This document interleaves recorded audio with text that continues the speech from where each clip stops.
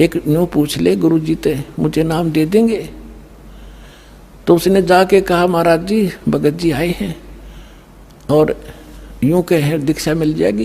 कहा बेटा बोला। तब उसने क्या बोली, कहा जा नाम देंगे आपको। सेठ जी जाकर बैठ गया पास में, कहने लगा भाई सुन ले लाला जी। परमात्मा बोले देखो सेठ जी, आप हो इन देवताओं के गणे पुजारी और परमात्मा का नाम लेने के बाद आन उपासना नहीं करनी होगी। वो कहते हैं 100 वर्ष सतगुरु की पूजा, एक दिन आन उपासी और वो अपराधी आत्मा फिर पड़े काल की फांसी। 100 वर्ष गुरु की अनुसार साधना कर ली, सतगुरु के अनुसार, एक दिन भी आन उपासना कर ली ना किसी देवी देवता की, पिछली सारा भट्ठा बैठ जाएगा तेरा। तो वो लाला जी बोला, सेठ दामोदर कहने लगे महाराज जी मैं बाणिया हूँ और सौदा करना खूब जानता हूँ, मैंने सारा कुछ सुन लिया और सब कुछ देख लिया। आज मैंने सारी कथा सुन रखी खूब बड़ी बड़ी, जो ज्ञान आपने दिया इस पृथ्वी पर नहीं, और मैं जो वचन कराया करूँ दाता और पक्का करता हूँ, आप मेरे गुरु मैं आपका चेला। फिर कहा कि भी देख मैं दानक और तू लाला जी, कल न तेरी बरादरी वाले भी तुझे धिक्कारेंगे। ने बोला जी मुझे नाम दो और आप साथ रहियो दास के, जो होगा सो देखी जाएगी, मुझे दीक्षा दो। और परमात्मा ने कहा कि और उपासना नहीं करोगे फिर किसी देवी देवता की, नहीं तो नुकसान हो जाएगा। लेकर नाम और परमात्मा का हाथ से चित्र बनाया करते थे, वहाँ जब का हाथ से बनाया करते थे सब जगह मिला करते थे। वो फोटो ले गया, जो विधि बताई थी विधान वो शुरू कर दिया आपने। फिर कुछ दिन के बाद वो कई दिन सत्संग सुने, फिर व्यापार में जाना था तो सभी वो दूसरे व्यापारी भी साथ थे। अब उसने क्या किया, उस जहाज के अंदर उसने अपना एक कक्ष बना रखा था जिसमें सारे देवी देवताओं के फोटो थे और वहीं अपना घंटी बजाया करता, बैठ कर आरती करा करता, जय गणेश देवा माता थारी पार्वती, ये सारी कथा सारी आरती करा करता। अब उसने क्या किया, जाके पहले सारी मूर्ति उठाई और समुद्र में जहाज उठाए, समुद्र में जल प्रवाह कर दी और एक फोटो परमात्मा कबीर जी का लगा लिया। अब दूसरे जो थे वो लाला जी, उन्हें देखा रहे दामोदर ये देवी देवताओं के फोटो कहाँ गए।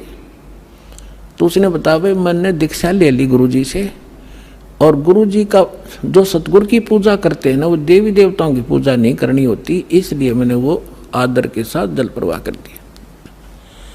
तो वो सारे कहने लगे रहे तू भट्ठा बैठावेगा, तेरा नाश हो जाएगा। क्या है ये कबीर, ये धानक एक जुलाहा, इसकी कड़फंटी में आ गया तू, कहाँ बातों में आ गया, तेने देवता छोड़ दिए, रामकृष्ण जैसे बलवान भगवान छोड़ दिए, देखना तेरा क्या होगा। वो बोले भाई कुछ भी हो मेरे साथ, आप अपनी क्रिया करो, मैं आपको ना कहता, आप मेरे पीछे क्यों पड़ गए, मैं अपनी करूँगा आप अपनी करो। अब उस दिन उसके बाद उसको कबीर कहने लगे कि यूँ आ गया कबीर, दामोदर कहना छोड़ दिया। ने बोला भाई कुछ भी कहो, थारी भी जी पवित्र है, भगवान का नाम लेते। ठीक है मुझे मालूम है तुम किस विषय से कह रहे हो, कोई बात नहीं। अब वो चले गए और सब अपना माल लाद के बच्चों समेत जा रहे थे कुछ तो, क्योंकि 3-4 महीने वापस आया करते थे। जब वापस आ रहे थे पूरा माल लाद के और बीच में जब आ लिए समुद्र के, एक भयंकर साइक्लोन उठा, तूफान, समुद्री तूफान 30-40 फुट ऊंचा होकर और इतनी 200 किलोमीटर प्रति घंटा की स्पीड से चला करता, जहाज का तब निशान भी ना पाओ उसमें कित पड़ा है। और देख लिया उन भी, क्योंकि छोटे मोटे तूफान कई बार ऐसे होते थे, वो उनको पता था ऐसी स्थिति बहुत भयंकर होती है। उन्होंने देखा तूफान उठ गया भाई, शाम का समय था, बिल्कुल सूर्यास्त होने वाला था। अब इतना भयंकर तूफान उठा, उन्होंने देखा कि वो तो भाई हो गया, काम बिगड़ गया। और तो थोड़ी बहुत तूफान दूर था, समुद्र में हलचल पहले शुरू होगी और जहाज डगमग करने लगा जो बुरी तरह।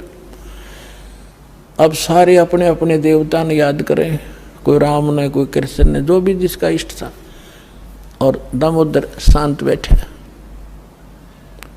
अब सब घबरा रहे थे, घिगी बंदगी, बच्चे मरे, सारी संपत्ति का नाश हुआ था। तो वो कहने लगे दामोदर आप क्यों नहीं अर्ज करते अपने गुरुजी से कि मैं क्या करूँगा, मेरा गुरुजी तो गरीब सा व्यक्ति है मेरे भगवान, और आपके इसे ताकतवर भगवान जिन्हें पहाड़ तक ठा लिए, आप बच्चों के उड़ा मैं बच जाऊँगा, आप कर लो अपनी अर्ज। जब उन्होंने देखा कोई जतन काम नहीं कर रहा, उनमें एक वृद्ध लाला जी था। नो क्या कर भाई, क्या अगर सतगुरु का भगत तगड़ा हो से आप एक वे अर्ज कर दो। नो बोला तुम बैठ जाओ, कदे बीच में फिर नो को महाराज ने सुन ली थी, अग बैठा को नहीं जाता, तो कर लिया रजम बंद हो जाते।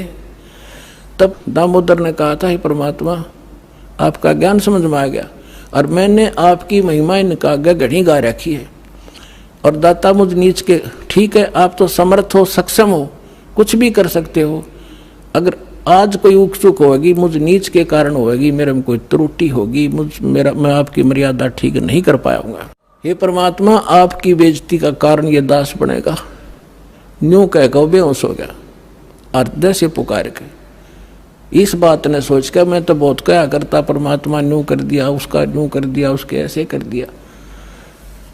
इतने समय में अंधेरा हो गया, रात के 8-9 बज गए, और चांदनी रात्रि थी। तूफान ऐसे बैठ गया जैसे छाड़ा सा वहीं का वहीं, न्यू का न्यू धरती में।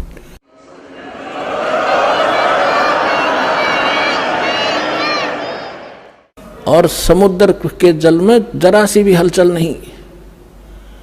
अब उस दामोदर को पानी के छींटे छाटे मार के मुंह पे होश में ले आए। तब उन्होंने कहा कि भाई दामोदर हमसे बड़ी घनी गलती हुई, हमने आपके गुरुदेव की बेइज्जती करी, हम कति नीच प्राणी हैं। और उन्होंने संकल्प कराया था कि यदि आज जान बच गई, हमारे भगवान तो फेल हो लिए, जब आज ये तूफान रुक गया और हमारी जान बच गई, दामोदर हम तेरे साथ चलाएंगे, नाम लेंगे उस परमात्मा का। तब दामोदर को कंधे पे बैठा लिया उन लालाओं ने, हर ने बोले बोलो दामोदर की जय। ने बोला नहीं, जय बोलो जिसने यू काम कराया है, बोलो कबीर परमेश्वर जी की जय हो।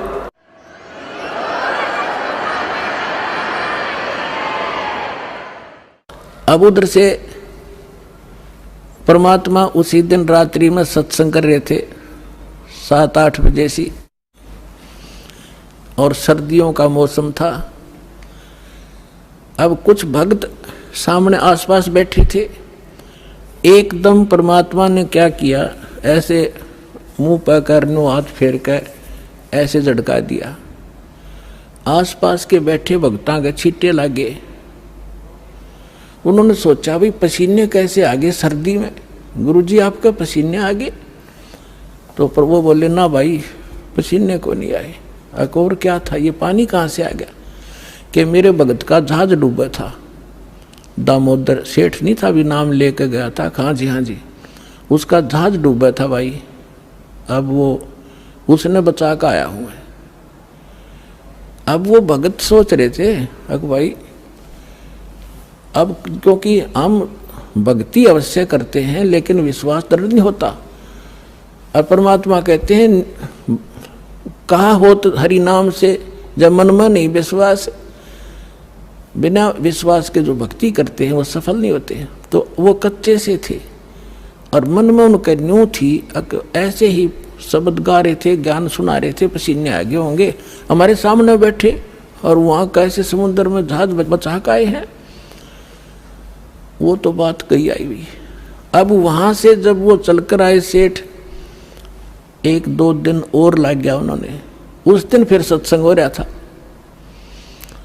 वो पहले अपने घर गया, घर जाकर पता चला कि मेरी धर्मपत्नी भी कूड़े जा रही है, सत्संग में गई हुई है। और सारे वो सेठ ने बोले पीछे घर जावांगे, और सारे बच्चा ने साथ ले रहे, पहले अब परमात्मा का उपदेश लेंगे जब घर बढ़ाएंगे। अब हमारा बाकी आज का जीवन, आज के बाद का जीवन उनका ही हमारा। और सारे वहाँ चलेंगे, सीधे वहाँ 15-20 लाला जी उनका परिवार है।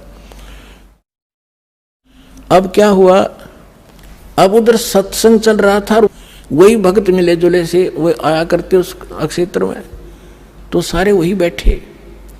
और पीछे तय क्या हुआ, वो सारे के सारे जाकर बाहर खड़े हो कहने जय हो पाबंदी छोड़ कबीर साहब की, जय हो भगवान कबीर साहब की। परमात्मा बोले रे बाहर कौन शोर कर रहा, पता करके आइयो। अब जो ही वो बाहर गए भगत पता करने आंगन से बाहर, तो उन्होंने देखा दामोदर को, वो सब जाने थे क्योंकि वो आते जाते थे सत्संग में। तो उन्होंने आकर बताया जी दामोदर सेठ आ रहा है और उसके साथ और कई लाला जी हैं, सेठ हैं, और आपका दर्शन करना चाहते हैं। बोला बुला लो भाई, क्या बात होगी। वो सारे आगे चरणा में अपने दंडोत प्रणाम करें। हे भगवान, आपने दया कर दी, हमारे जीवन रक्षा कर दी। परमात्मा, हमसे बहुत भूल हुई, हमने बहुत गलती की, आपके भक्त को बहुत सताया, टॉर्चर किया, इसको माफ़ करो हम अपराधियों को। भगवान, आपने हमारी जान बचा दी, हमारा जहाज डूबता आपने बचा दिया। परमात्मा बोले क्या कह रहे हो भाई।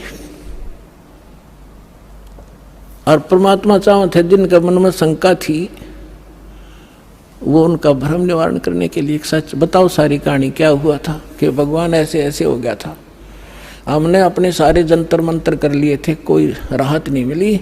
फिर हमने आपके भगत आराध करी थी, इसने आपको पुकारा के मंत्र पर डाइयो दाने, यो बेहोश हो गया आपको पुकार के। तब कहा बेटा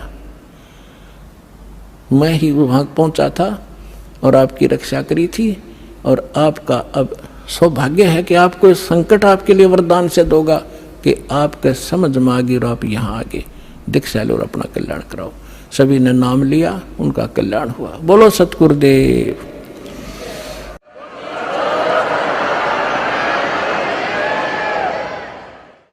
दामोदर सेठ के हुए थे अकाज, अर्ज करी डूबता देखे जहाज। दामोदर सेठ के हुए थे अकाज, अर्ज करी डूबता देखे जहाज। लाज मेरी रखियो गरीब नवाज, समुद्र से पार लंघाने वाले। लाज मेरी रखियो गरीब नवाज, समुद्र से पार लंघाने वाले। धन धन सतगुरु सत कबीर भक्त की, पीड़ मिटाने वाले। सत सोहे।